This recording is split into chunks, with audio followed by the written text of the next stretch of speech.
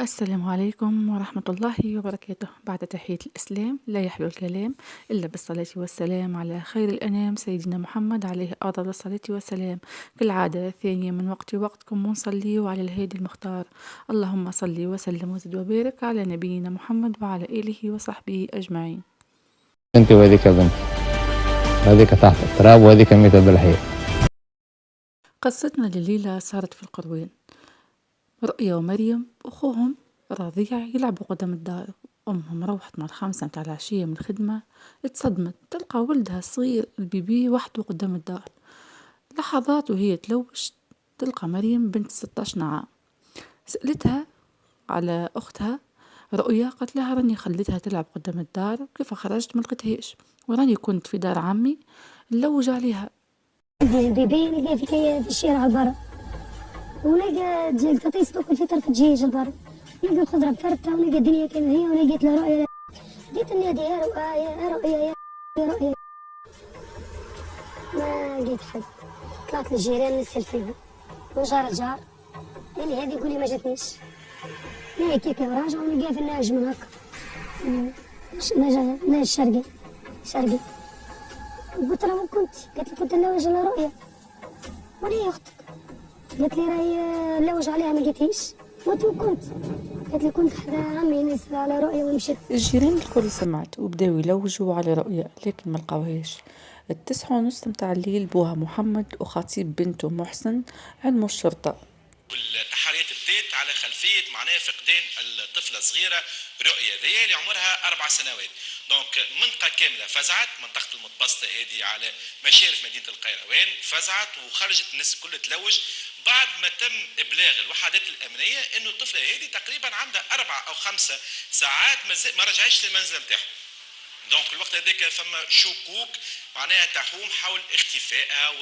العائلة قاعدة تتلوج مع الشرطة والناس الكل ماشي في بالهم اللي هي اتخطفت. مع نص الليل وعلى بعد أمتار من دارهم يلقاو شكارة مربوطة ومحطوطة بحذا كدس متاع زبلة حاشاكم، والشكارة كيف حلوها يلقاو فيها جثة رؤيا.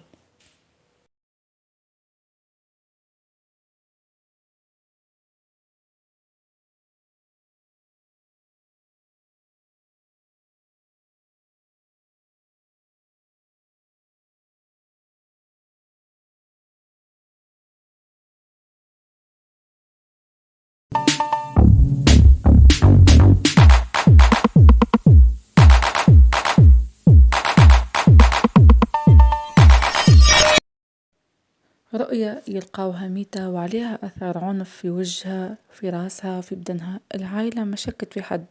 رغم هذا الوحدات الأمنية بدأت التحقيق مع أفراد العائلة الكل، الأم والبو ومريم وخطيبها. مريم في التحقيق قالت إنها مخبية حاجة عندها مدة ولازم تحكي. قالت إن هي ما عادش تنجم تخبيها. قالت اللي بوها كان يعنف فيها وفي خواتها وكان يعتدي عليها جنسيا. هذا اللي خلى الشرطة توقف البو. مريم متأكد اللي هي نهار الحادثة يعني نهار اختفاء أختها سمعت تحس في دارهم وكيف دخلت تلوج تلقى بوها الداخل في البيت وأختها على الفرش. هي ماشي في بالها دايخة لكنها ميتة. بوها قالت بابا وصاني اللي ما نحكي لحد اللي شفته. هذا اللي خلى يعني الطب الشرعي يحلل الجثة، مش يحلل الجثة يعني ياخذ عينات من جثة المرحومة وعلى مريم زادة. حتى مريم عملوا لها تحاليل باش يشوفوا هل كلامها صحيح اللي هي معتدي عليها جنسيا وإلا لا، لكن طلعت كذبة. يعني البو ما عندوش حتى دخل وهذه كذبتها بنته. يعني بالحق شيء، طفلة في عمرها يعني مش كبيرة برشا، ممكن 16 17 عام، ظهر لي عمرها توصل تكذب بالكذبة هذه. علاش والله العظيم شيء يقعد بالحق ما فهمتش علاش معناها وصلت كذبة الكذبة هذه، ما فهمتش علاش معناها. الله أعلم. راني دخلت معناها للغرفة نسمع في ضوضاء معناها حرفيا، من بعد حليت الباب ودخلت نلقى شقيقتي جثة هامدة راهي ما تتحركش. كي سألته زاد وقع التحري على بلاصة البوين وقت وقوع الحادثة، طلع ماهوش في القروان، طلع مشي يبدل في العجالي متاع الكهرباء متاعو وثبتت البراءة متاعو وسيبوه. وزادوا البوليسية حقوا مع رؤية من الأول جديد، وحكيت حكاية أخرى. قالت هي كيف ما لقاتش أختها طلعت للسطح تلوج عليها، لقاتها في السطح دايخة. قالت سامحوني خفت من أمي وبابا حطيتها في شكارة وبعدتها على الدار وروحت، لكن الشرطة ما كذبت عليهم المرة الأولى ما صدقوهاش، زادوا قالوا لها توا تعطينا الحقيقة، نحب المرة هذه الحقيقة اللي تحكي فيه راهو مش صحيح. لكن هي ما حبتش تتكلم، هذا السبب اللي خلاها موقفة هي وخطيبها، حتى خطيبها شكوا فيه ووقفوه معها. مريم بعد مدة حكيت حكاية أخرى، قالت اللي أمها هي في الأصل راهي ماهيش أمها، هي مرت بوها، قالت هي اللي تعنف فيها وتحايل على صغارها، يعني تعامل في صغارها معاملة وفيها هي معاملة، لكن الأم كذبت أقاويل رؤية. خديت الراجل هذايا اللي نعرف يعرفني حكايه 10 ايام تك تك تك في صابي شرطه على جال بنيه، حبيت نربيها ونعمل فيها الخير ونربح فيها ثواب عند ربي. كهو كي خديت وجا خطبني في الدات اللي مش نعرس بيه الراجل الاخر، عرست بيه الراجل هذايا معناها اللي ما خديته. عرست كي كريت لها روبة عروس لي انا، كريت لها هي روبة عروس جد حموية حب ياخذها مني معناها يربي عنده، ما بيتلوش حبيت نربي انا تعطي قلت له لك خديت ولدك خديتوش على جاله هو خديته على جال باش نربي البناي. هي وهي اكثر من خواتها لان هي كبيره، يعني نعملها هي اكثر من وهي صاحبتي، هي اختي، هي بنتي، هي بكرتي، هي كل شيء في حياتي. وقع مكافحة مريم ومرت بوها قالت اللي سمعتوه، يعني الحديث هذاك قالت اللي هي تعتبرها بنتها مش بنت طليقها. مريم بعد مدة حكيت حكاية جديدة، قالت نهار الحادثة في القايلة طلبت منها أمها باش تروح للدار تطيب فطور بوها، لكن أمها كي روحت لقاتها ما عملت حتى شي، لا طيبت فطور بوها ولا خملت الدار، لقات الدنيا كيما هي. نلقى الدنيا كما هي ما لمت شيء، نلقى ما عملش بابا. اول ما دخلت عليا كده دخلت قبل نلقى شعرها مشعش، قلت له وين كنت؟ قالت لي كنت هنا. لا قلت لها يا قولي لي وين كنت؟ لا شكون بحذيك؟ ما بتش لقت لي انا هنا، لقت لي وين كنت؟ قالت لي لما كنت حتى في بلاصه.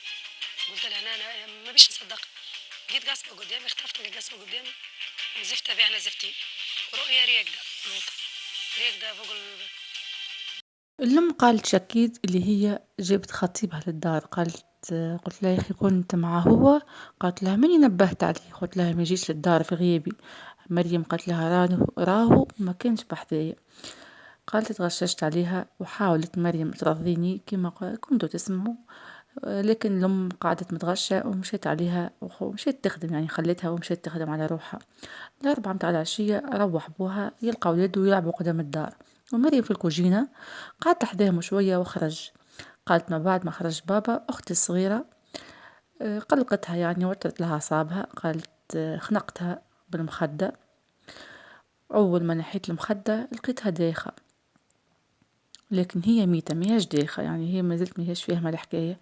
قالت طلعت للسطح وطليت لقيت أختي الأخرى مروحة من المكتب، يعني حكاية 5 متاع العشية الوقت هذاك.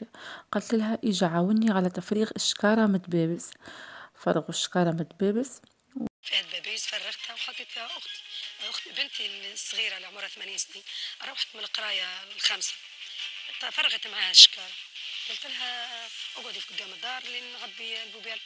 قعدت هذيك البرا وهذيك مشيت عبت البوبيل، عبت البوبيل عملتك قلت لها هاي لوحنا لك البوبيل، لوحت جيت تمسيها بنتي الصغيره ضربت على قالت ما تمسيش رزينه ما نجمش، طلعتها من البوبيله وحملتها وهزت لوحتها في الشارع. معناتها هذه اللي عمرها 8 سنين ما عرفت الحكايه كلش كي الحكي يسال فيها، يكون هي قالت له كي راني هنا كي مشيت نلوح مشيت مع اختي فهمتي هكا هاو. بنتي وقتها تصدمت عيطت فردات وقالت كيفاش اختي مثلا هي صار اختي انا هزيت اللوح فيها في البوباله. ليومنا هذا مريم شاد صحيح في الرواية هذه، سمحوني يقال اللي هي عملت هذا الكل بدافع الغيرة، وخطيبها سيبوه لأنه ما ثماش حتى دليل تجاهه. هذه نهاية القصة متاع الليلة، بدون تعليق. بدون تعليق، ما عنديش ما نقول. انت وهذيك بنت، هذيك تحت التراب وهذيك ميتة بالحياة. أكثر حياتي في قلبي، في خواتها، في داري، هي مريم. ريتي تو بعدها هي الدنيا ظلمت، الدنيا سودت، خلت لي كابوس في حياتي. الدار ولد غولة بعد